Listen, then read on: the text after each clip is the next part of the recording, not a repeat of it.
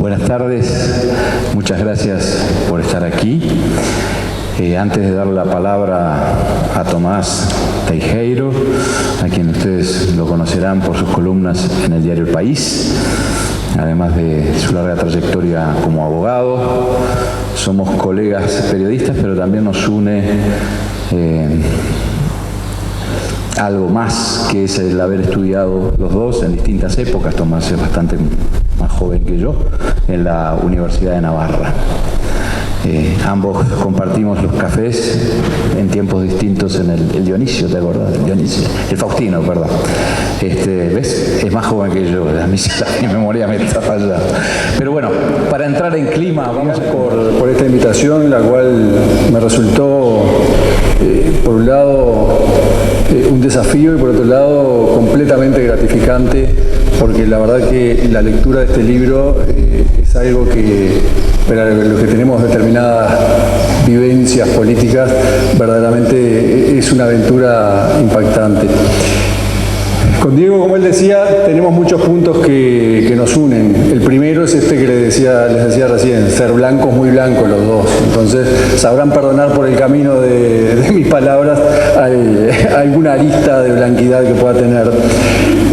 Los otros dos son, como bien dijo, el ser colegas desde hace mucho tiempo compartiendo las columnas en el diario del País, del cual siempre estoy y estaré agradecido por los consejos de Diego desde que yo era muy joven en cuanto a mi escritura y todo lo demás, porque verdaderamente tengo la suerte de tener un amigo muy generoso en ese sentido. Y el tercero, que es el que no es menor, porque este libro me resultó en muchas medidas removedor, porque me trajo algunos recuerdos que después les contaré, es esa circunstancia de los dos haber pasado por las aulas de la Universidad de Navarra. La Universidad de Navarra, como me imagino que casi todos ustedes saben, fue fundada por San José María Escrivá de Balaguer, y es un lugar donde dice un dicho que cuando uno va caminando por Pamplona y si adelante de uno o atrás de uno no va un cura, es porque el cura es uno, ¿no? Entonces es un sitio donde todavía se siente el perfume del santo y donde la vivencia de todas estas cosas que tienen que ver con lo trascendente, con la dignidad de la persona y con lo humano, se siente muy presente.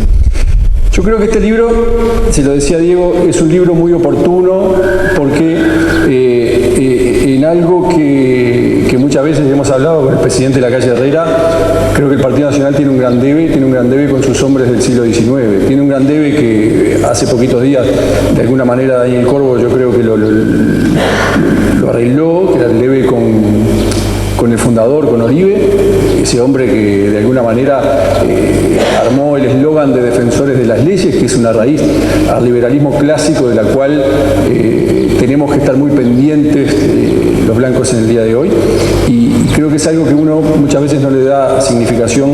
Y Diego creo que de alguna manera completa el círculo con Berro, porque Berro es para nosotros sinónimo de probidad, sinónimo de austeridad, sinónimo de libertad y de una manera de hacer las cosas que nuestra historia nos lo muestra, como ahora después les voy a comentar, a lo largo del devenir de nuestra nación, que es una suerte de constante, ¿verdad?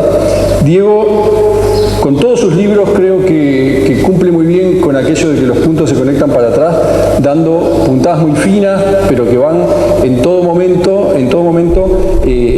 haciendo cada vez más firme ese desarrollo, que es el desarrollo de nuestra historia.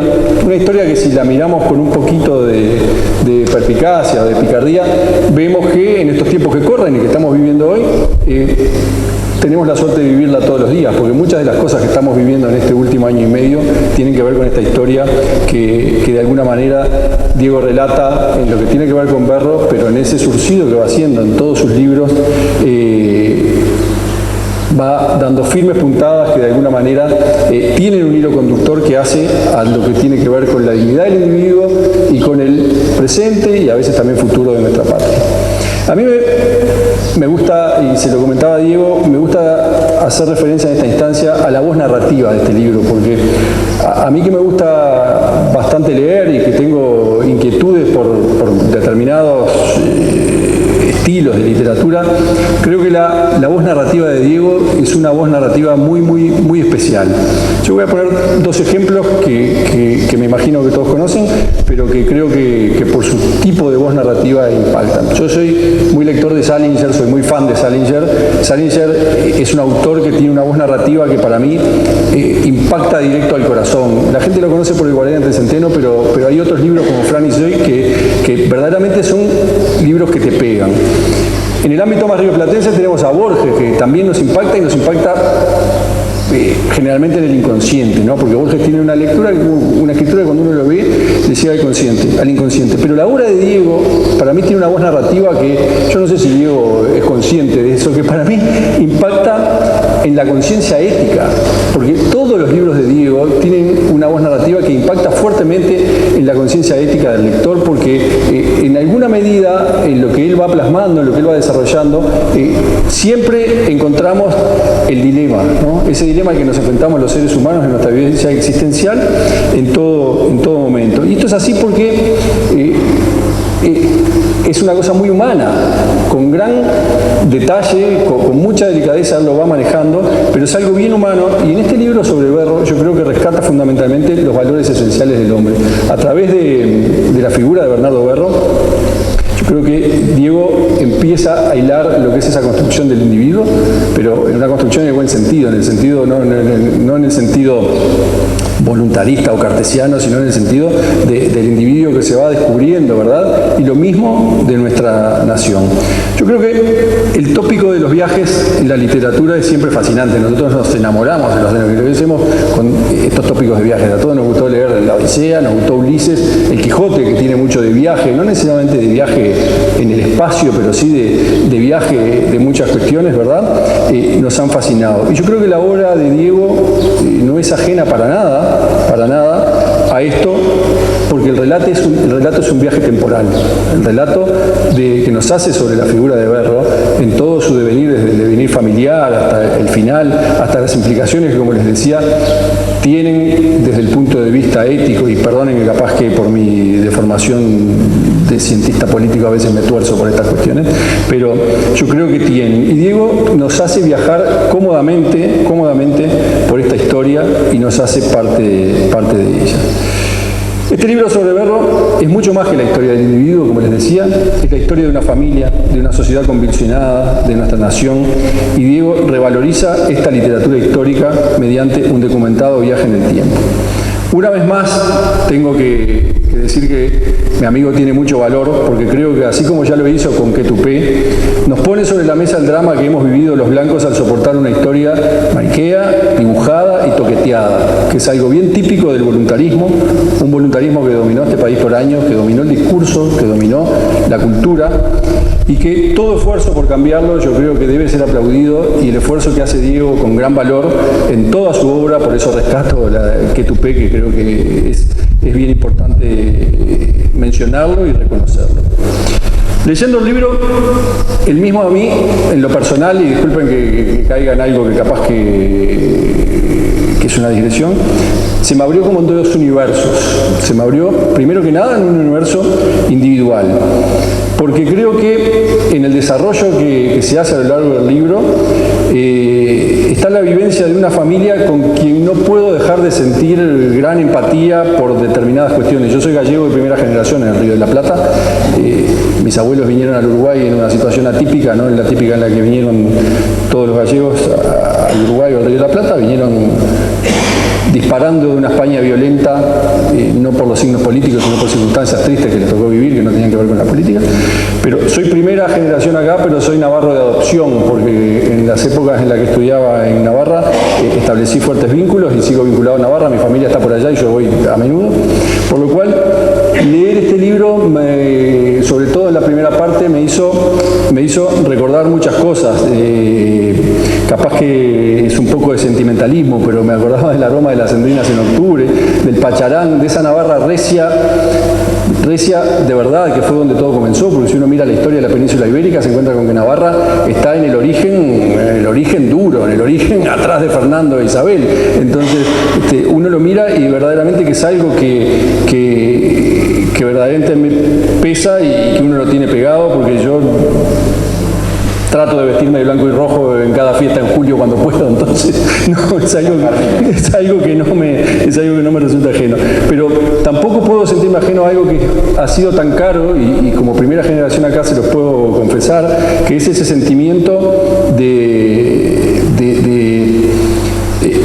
amor por la libertad y de afán de superación que los emigrantes gallegos, navarros o vascos tuvieron cuando salieron de la península ibérica, que, como les digo, muchos salieron en la búsqueda de grandeza material, pero muchos también lo hicieron no por temas materiales, sino por temas espirituales. Ese afán de superación, que como les digo, a mi juicio siempre ha sido más espiritual que material, y que creo que está en esa imagen del roble que tiene para los vascos, para los navarros, un significado tan especial. Cuando uno ve el escudo de Euskadi, y ahí está la cadena del escudo navarro, y escucha, me imagino que los berros que están por acá habrán escuchado el Guernicaco Arbola más de una vez, saben qué es lo que quiere decir, ¿no? La primera estrofa, que es lo que dice: da y extiende sus frutos por el mundo. Ese roble que para los vascos es fundacional desde la época de los fueros, ¿verdad? Y Diego nos revela una vez más la importancia de las migraciones en la conformación de nuestra nación, con ese sentido que tiene, o que podemos extraer del himno euskaldun.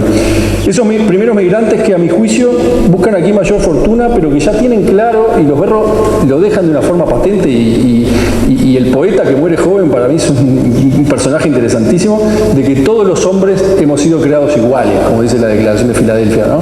Parece mentira, pero ahí ya se empiezan a hilar pequeñas cosas que en el devenir de esta familia, de esta historia y de esta historia política tiene mucho que ver, porque la forma vehemente en la que los berros se posicionan frente a los coletazos que va teniendo ya el final de la esclavitud, ¿verdad?, nos deja ver algo muy importante y muy caro para los blancos, pero muy importante y muy caro para toda la civilización occidental, que es esa cuestión de que los hombres somos creados todos iguales, y que esa es la primera condición para poder ser libres.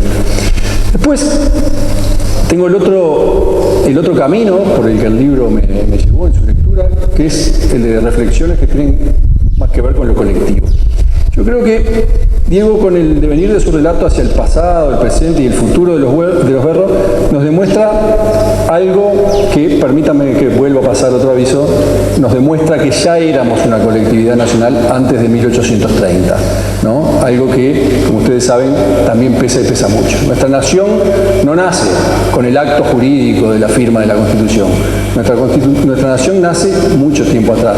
Y este devenir de los berros nos los va demostrando en todo ese caminar. Y nos revela que la vieja máxima de que la ley existe antes que la legislación, ya en esa época era patente, ¿verdad?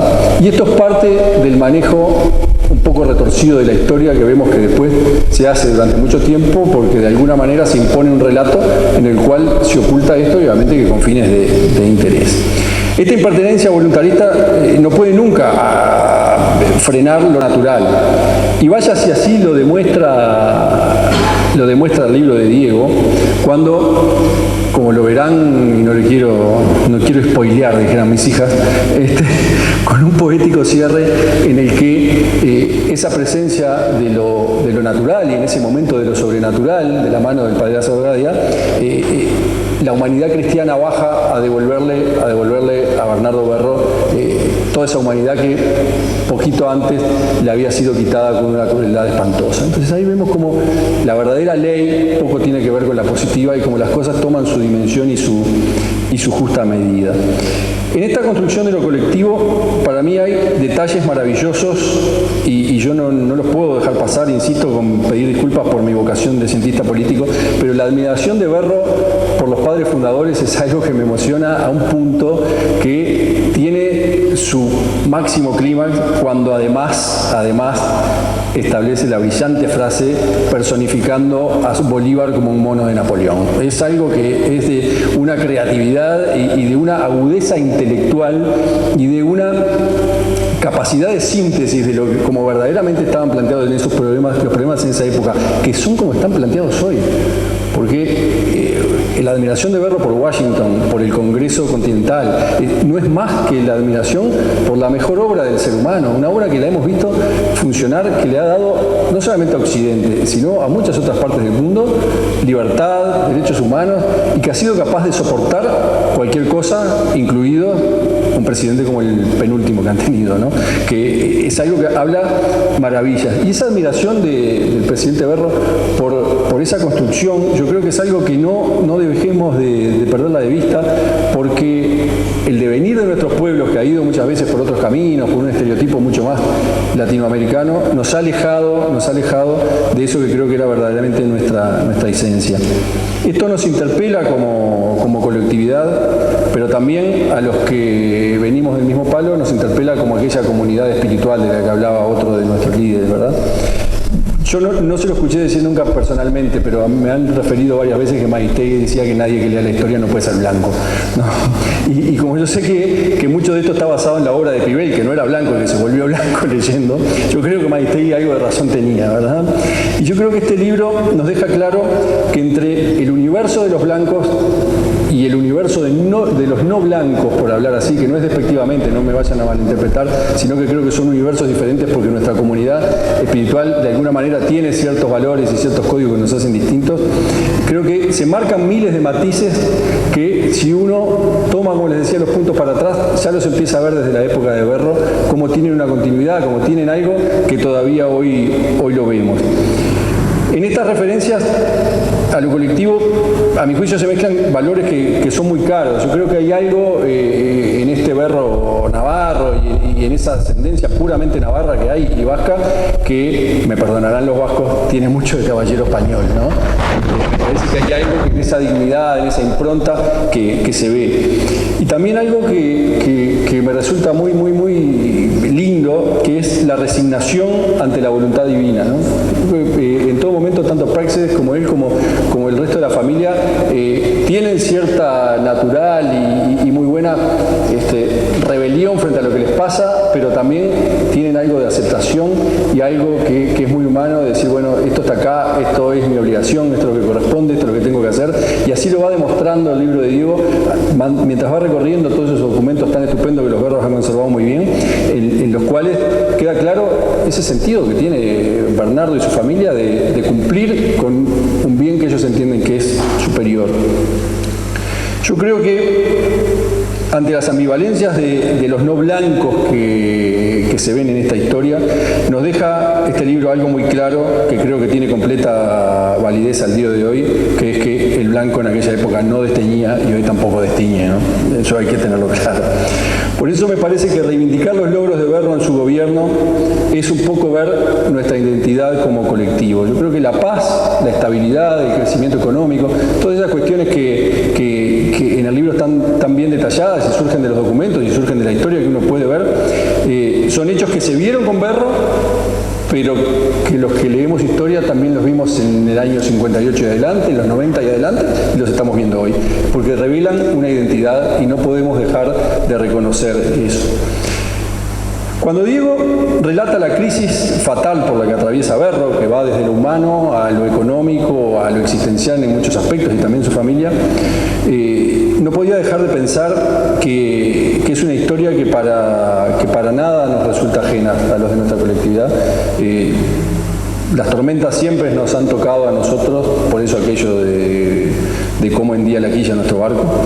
Yo creo que la historia de los blancos en buena medida, y así lo manifiesta esta historia de Berro, se ha construido sobre una épica de la derrota que para mí no tiene nada de pesimista. Yo creo que el hecho de que la historia del Partido Nacional esté construida sobre la épica de la derrota es algo muy romántico, es algo que tiene mucho que ver con esa forma de entender, que son derrotas heroicas que nos, de alguna forma, al Partido Nacional le dieron cierta predisposición a dar lo mejor de nosotros, lo mejor que se pueda dar a la patria y lo que ésta necesita.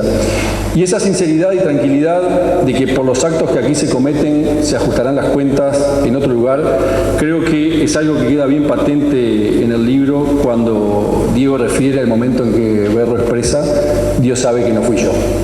Creo que eso es algo que tiene un contenido un poco sobrenatural. teatral, ¿no? Porque el personaje en esa situación tan humana de padecimiento, de miedo, de circunstancias violentas, toma distancia de sí mismo y dice, bueno, pero un momento, ¿no? Hay algo superior, hay algo que en algún momento alguien va a entender que no fui. Y creo que eso es lo que vemos. En este libro, que como los grandes libros de la historia escritos en otro momento de Ludwig y de Stefan Zweig, yo creo que se recoge con justicia la historia a la que refiere. Yo creo que el trabajo de Diego es un trabajo monumental, que va a ser recordado porque viene a completar algo. Nos muestra un verbo humano cortado en el paño de los héroes, pero lo que hace Diego sobre todo es una justa vindicación. Como les decía, por mi origen yo soy muy fan de la historia de mi otra patria y el libro de Diego me hacía acordar muchísimo a un libro de Marliani que se llama Vindicación de Trafalgar, en el que se pone en alto la imagen de Churruca y de Gravina que perdieron esa batalla por los franceses, ¿no? Pero también, viniendo al territorio nacional, hay un artículo muy cortito que lo debes haber leído de Mir, que se llama Las vidas y muertes de Sarabia, en el que hace como un comparativo triple, que también yo creo que es importante tener esas referencias sobre estas vindicaciones que son necesarias en la cultura y en la historia.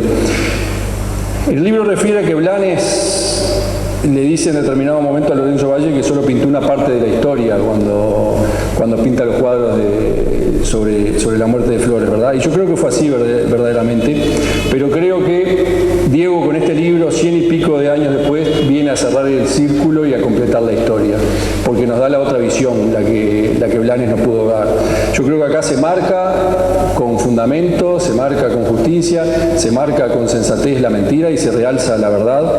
Una verdad que seguramente pueda llegar a ser incómoda para quienes aún sostienen el relato oficial o por sus adeptos, pero creo que este libro es una gran contribución, por lo cual los invito a leerlo a todos y a difundirlo, porque creo que es una grandísima contribución a la historia de nuestro país, que necesita mucho de este sentido, de esta opinión y de este estudio crítico como el que ha hecho Diego con su equipo, porque nos aporta para entender un poco mejor lo que somos un conjunto de personas que nos unen un montón de cosas, que como vimos en el último año y medio al enfrentar una pandemia, no somos producto del talenteo ni producto de casualidades, sino que tenemos una comunidad que es producto de nuestro esfuerzo, de nuestro talento y que así hemos podido seguir adelante. Y este libro de Diego que nos enseña a mirarnos en nuestro nacimiento como colectividad, a mirarnos con ese espejo al día de hoy, creo que refuerza ese orgullo que debemos de tener como orientales. Por lo cual, insisto en que los invito enfáticamente a leerlos. Les agradezco de vuelta a la editorial y a Diego por la invitación y a ustedes por bancarme en estos minutos. En primer lugar, los agradecimientos, porque me entusiasmo y después me olvido de agradecer, y no hay peor cosa en la vida que ser mal agradecido. Bueno, agradecer a Planeta, mi editorial de estos casi 3 últimos años. Agradecer a Mir, gerente general, que está allí presente, aquí presente. Por supuesto que a Claudia Garín, que es la directora editorial de Planeta y es una mujer que me ha hecho trabajar muchísimo, pero es una mujer de palabra, porque ha sucumbido a mis chantajes. Esto es un poco contar las cosas que no salen en el libro, ¿no? Pero yo siempre le condiciono a Claudia mi aporte en mis libros a que sea recompensado con chocolates. Y bueno,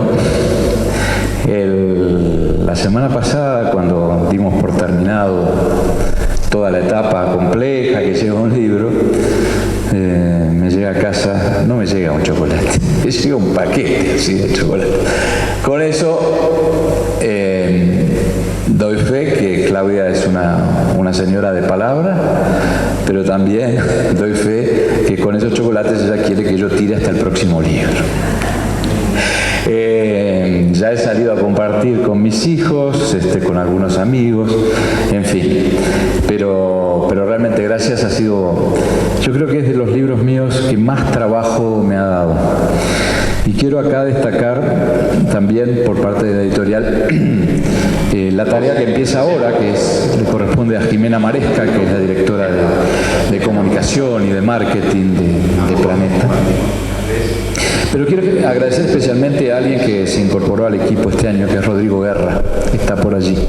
Está allí Rodrigo y su novia Camila, que es un periodista del diario El País, al que yo venía siguiendo, a pesar que compartimos, trabajamos en la misma empresa o para la misma empresa. Yo personalmente no lo conocía, pero sí venía siguiendo con mucha atención su trabajo en las páginas de espectáculo. Y bueno, tuve la suerte de cuando le planteé que se sumara el equipo para la investigación, él me dijo que sí, vaya que fue importante su aporte. Y agradecer muy especialmente a un señor que está sentado aquí, en primera fila, que es el doctor Guido Berro, que somos amigos de hace 4 décadas, pero yo les voy a contar una anécdota. Este libro estuvo muy condicionado, como hemos estado todos, por la pandemia. Había que empezar a trabajar y no teníamos insumos porque los archivos estaban cerrados. Si los archivos están cerrados, no hay investigación posible, más allá de la que se puede hacer a través de Internet. Pero eso es un porcentaje, si se quiere, pequeño. Biblioteca Nacional cerrado, Archivo General de la Nación cerrado, bueno, estaba todo el país cerrado, ¿no? Por razones obvias. Entonces se me ocurre, voy a llamar a Guido. Y lo llamo por teléfono a Guido. ¿Cómo estás, Guido? Tanto tiempo. Bien, bien, bien. Dice, ¿tendrás algo sobre tu ancestro, Bernardo Berro? Y hace un silencio y dice, creo que algún papelito tengo. Y bueno, a los 2 días fui a su casa. Y miren, el papelito era y es el archivo más completo de una familia que uno puede imaginar, contenido en 25 cajas indizadas, clasificadas y transcriptas, cuyo estudio nos exigió a Rodrigo y a mí 3 meses consecutivos, yendo por lo menos 3 veces por semana y estando toda la tarde viendo, analizando y estudiando ese material. Esos son los papelitos del doctor Guido Berro. Así que pido un aplauso de agradecimiento para el doctor Berro. Pero además, ¿cómo fue la actitud de Guido? Digo, nos recibió en su casa mientras él, escritorio de por medio, daba sus clases a la Facultad de Medicina del CLAE por Zoom. Nos libró todo el comedor, no sé qué habrá dicho tu señora, pero bueno. Y allí íbamos, algunos días iba yo solo, otros días fui acompañado por Rodrigo, íbamos desarmando papeles y más documentos originales y transcriptos. Un trabajo que hizo un familiar de Guido, el arquitecto Rafael Berro Sierra, que lamentablemente no está aquí, pero que Arturo Berro Sierra, el arquitecto, que como buen arquitecto hizo un trabajo excepcional a lo largo de 4 o 5 décadas. Eran los papelitos de Guido. Y bueno, a mi juego me han llamado, me empecé a sumergir en esas carpetas, en esas cajas, pero además digo, tuvo también otros movimientos posteriores. Una vez que yo había entendido que ya habíamos relevado todo ese material, una semana así, otra también me llamaba Guido, che, dijo, o sea que encontré una carpetita. Y allá yo iba a la casa y eran unos biblioratos enormes. Fue así que, por ejemplo, tiene cerca de un centenar o 150, ¿no? Cartas de Práxedes. Práxedes era la mujer de Berro. Práxedes quiere decir mujer emprendedora, por eso a eso se debe un nombre que es poco común. Por ejemplo, y algunos de esos documentos, yo voy a leer algún pasaje muy breve, pero les quiero dar un poco el entorno que se dio esta investigación en un momento muy raro, muy extraño para el mundo y por supuesto para nuestro país, en el que yo en determinado momento pensé que no iba a poder cumplir con el compromiso que tenía con Planeta. Fue una aventura fascinante, porque esos documentos, las cartas de Bernardo Prudencio, son cartas y tú compartirás conmigo, de una descripción. Yo siempre digo, y desde que me empecé a dedicar a esto y abracé esta profesión que amo, siempre digo que las cartas son los documentos más importantes que uno puede obtener sobre un personaje o sobre una historia, porque en las cartas no solo está el texto y lo que allí se escribe, está el espíritu, está la caligrafía de la persona. Y uno ve a lo largo de esas centenares de cartas de Berro una constante.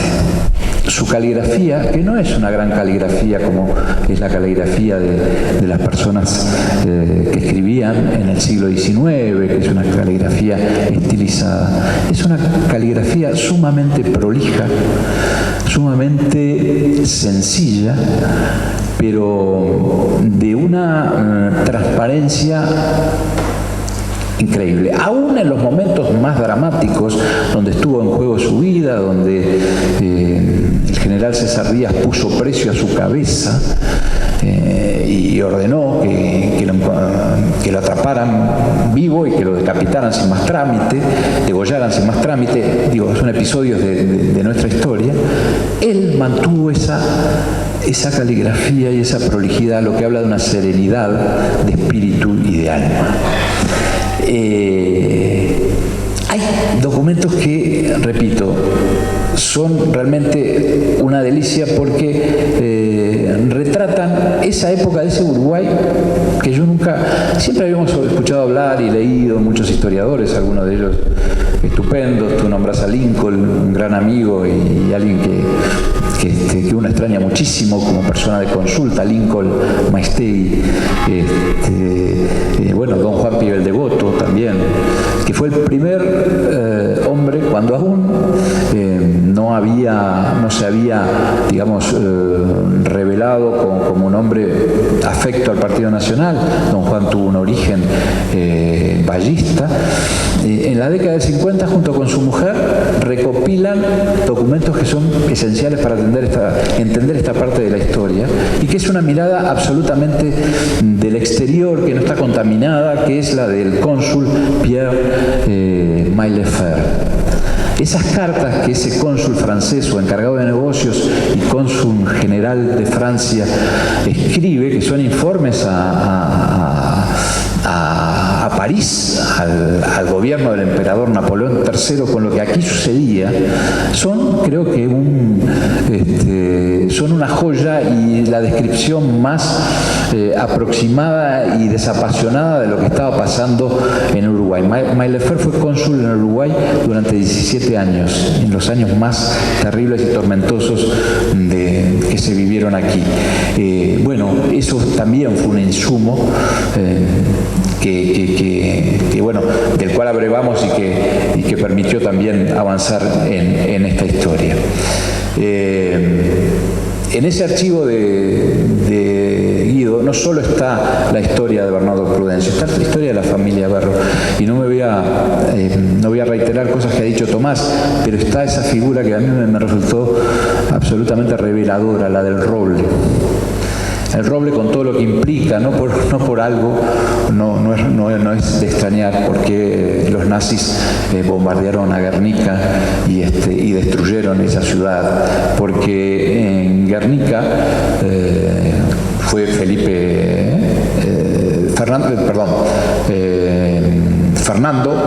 rey Fernando, en 1460 y tantos, quien bajo esos robles de Guernica se comprometió ante el pueblo vasco respetar su libertad, porque en esta historia hay mucho de libertad. y de dignidad. Y pocos años después, cuando se casó con Isabel la Católica y unificó España, la propia reina Isabel fue bajo esos mismos robles que se comprometió a respetar la autonomía del País Vasco. Entonces, la historia que están en esos documentos data desde esa época. Y entonces no es de extrañar que esos Berro, que vinieron acá, que fueron dos hermanos, uno en Argentina y otro al Uruguay, hayan venido con ese legado espiritual y hasta material, porque lo primero que hace Pedro Francisco, que fue segundo alcalde de segundo voto en el Cabildo bajo la dominación española, es comprar unos terrenos en los alrededores del Manga y plantar robles. Como que la historia tuvo toda una continuidad. Y lo mismo hace Bernardo Prudencio, uno de esos 15 hijos de Pedro Francisco, cuando él mismo compra su quinta a pocas leguas de ahí, quinta que todavía está, que es Monumento Histórico Nacional, y para dolor de todos nosotros, cuando fuimos con Guido a verlo, casi nos sacan a balazos porque se ve que es una boca de venta de pasta base. Pero bueno, eso es otro tema para que nos planteemos qué hacemos los uruguayos, el Uruguay con los monumentos históricos, ¿no? ¿Fue así o no fue así? ¿Sí? Entramos por un lado o por otro y ustedes que quieren acá, una casa que se ve que fue señorial y es hoy una tapera. Pero bueno, Berro fue un outsider. El otro día un colega del diario El País que me entrevistaba, sí, fue un outsider en términos de hoy. ¿Y por qué fue un outsider? Porque entre otras cosas aprendió desde muy niño a amar a la naturaleza. Lo aprendió, ¿y de quién? Nada menos de su tío, Dámaso Antonio Larrañaga, que fue su preceptor y fue el hombre que lo guió. Berro no tuvo formación académica. Estudió bajo la enseñanza y la tutoría, digamos, de Larrañaga, y todos sabemos todo lo que representó y significó Larrañaga para este país, un personaje también no del todo presente en estos tiempos. Y fue un outsider porque él no quería ser presidente de la República, ni mucho menos. Él quería ser campesino. Y así lo demuestra. Fue un outsider también a la hora de hablar y comunicarse con su padre. ¿Y a qué me refiero? Berro mantuvo un noviazgo epistolar con Práxedes de 3 o 4 años. Se conocían y se mandaban cartas largas. Y él quería concretar en un matrimonio. Estaba perdidamente enamorado de esa mujer.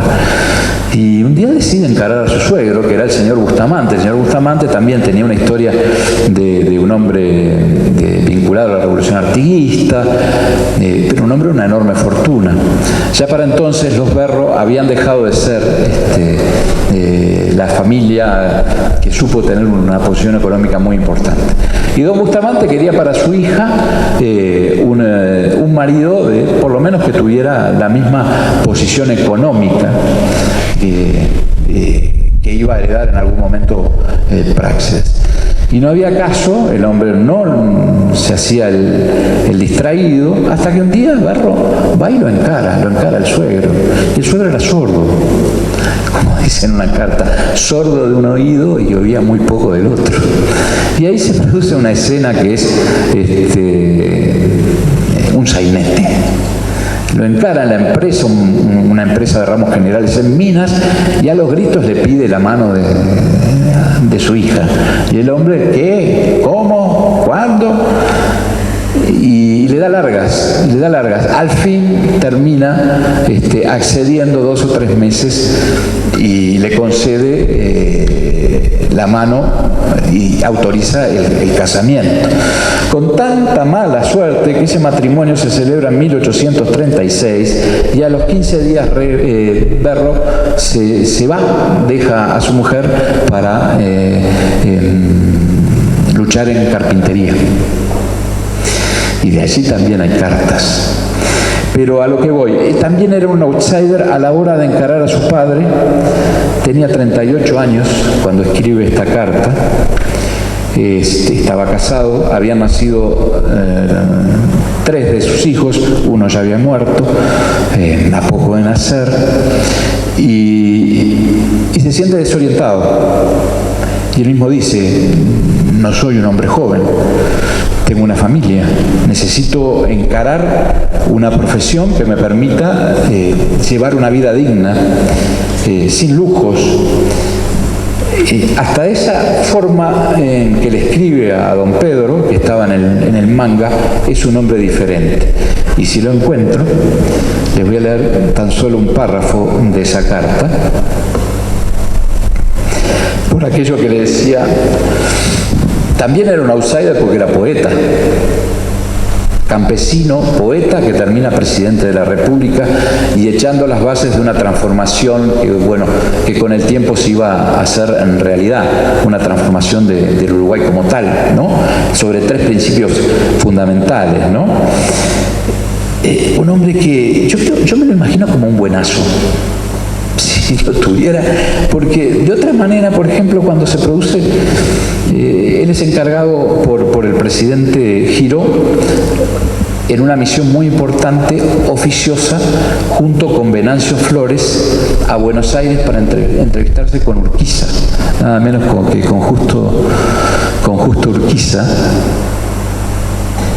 Porque ¿qué pasaba? Bueno, esto era tierra de nadie. Los brasileños, por supuesto, no querían reconocer los tratados de 1851, estaban las tropas en la puerta de la ciudadela prontos para invadir, y se precisaba el visto bueno, la bendición de entonces todavía Confederación Argentina. Rosas ya había sido destituido y estaba en Londres, y el hombre todopoderoso era Urquiza. Y allí los mandan a Flores y a Berro, o a Berro y a Flores, y que es un hecho fundamental. Esos 2 hombres se conocen y hacen esa travesía juntos. Entonces, lo que uno puede recoger a través de lo que ha leído a lo largo de la historia es que Berro y Flores y Berro eran enemigos, y nunca lo fueron. Al contrario, no eran amigos, pero tenían una relación cordial, de contacto asiduo. Estaban en las antípodas, pero conversaban, había habido un contacto humano y tenían muchos puntos de encuentro. Más allá de las ideas que uno otro defendía. Y fíjense, cuando le escribe a su padre, como les decía, en 1838, le hace un análisis de situación y le dice cuáles pueden ser los posibles caminos para que él pueda, a esa altura de su vida, encarar una vida que le dé tranquilidad. Dice: en cuanto a mis disposiciones y a mis gustos, digo a usted que me hallo más capaz para negocios de campo que para los de pueblo, y que mi inclinación me lleva a preferir la vida aislada, campesina, a la de la ciudad. Para mí sería un pesar el verme obligado a residir constantemente en Montevideo. El aire y la libertad del campo es mi anhelo dominante. Yo no puedo estar a gusto donde no tenga árboles, plantas y aguas naturales en que recrearme. Me gusta la sociedad de los hombres, pero prefiero la de esas otras cosas. Por una casualidad feliz, me he ligado a una mujer que tiene estas mismas inclinaciones. Sin embargo, ya he dicho que no estoy en el caso de seguir gustos, sino intereses más reales y atendibles. No es un hombre que encara a su padre y le dice: padre, deme una mano, preciso tanto o preciso solucionar. No, él le da una serie de opciones al padre. Incluso una de las opciones es instalar una escuela en el interior, porque reflexiona y dice: quienes están educando aquí es gente muy poco preparada. O sea que él tenía una vocación de servicio natural. Bueno, después la historia y la política lo van a ir envolviendo y va a terminar siendo el tercer presidente constitucional del país. Yo no quiero extenderme demasiado, pero quiero compartir algo más con ustedes. Hay un personaje que parece un personaje secundario o un coprotagonista de esta historia, pero es un personaje fundamental. Claudia Garín decía hace un rato, antes de entrar a la presentación, es un personaje que merece un libro, que es Práxedes, la mujer de Bernardo, con quien tuvieron 12 hijos, ¿no? El aire de campo les hacía mucho bien.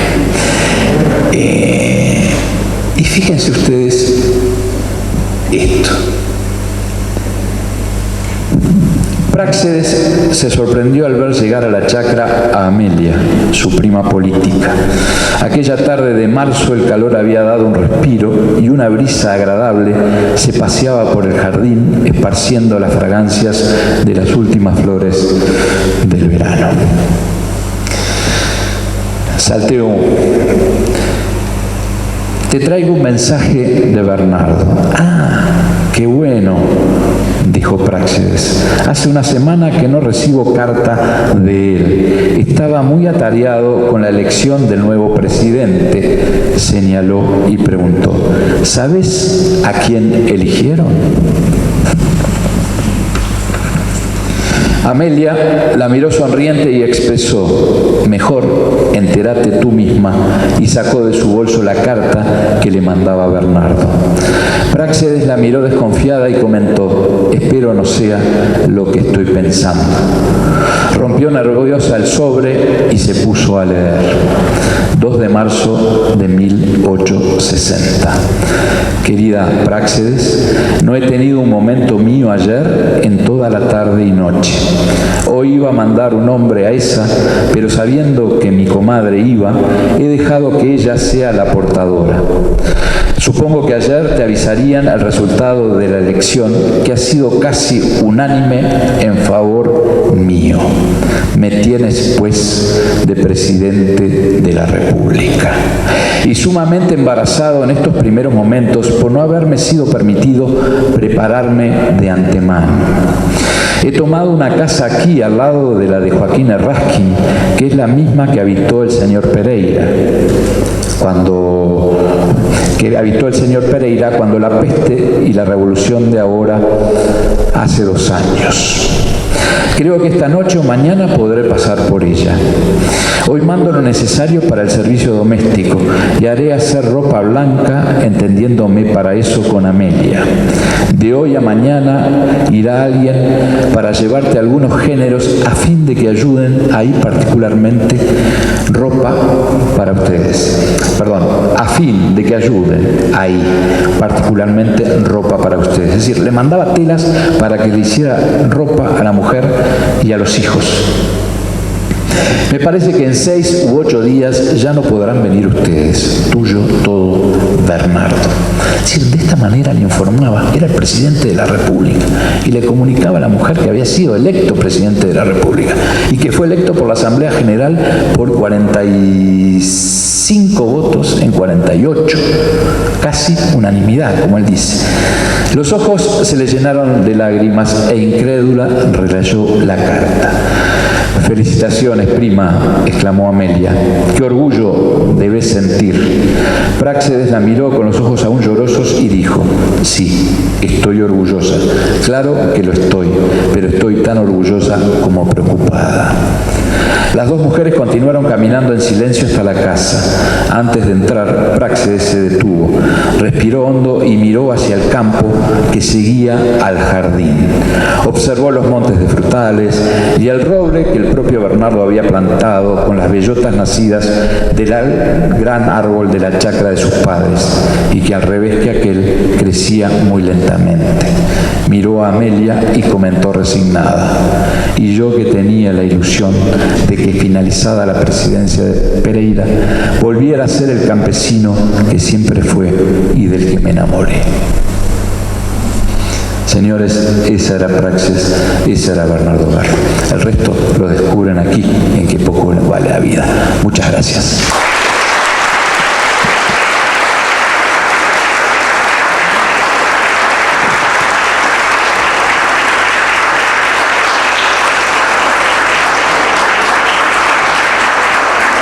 Gracias. Perdón, quiero agradecer porque no lo vi, está Ernesto Berro allá, también una figura fundamental en esta historia. Un aplauso para él.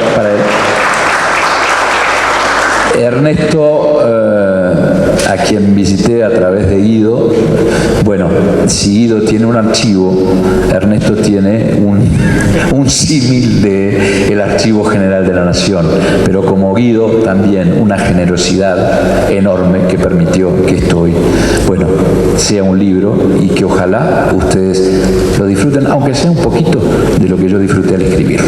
Gracias.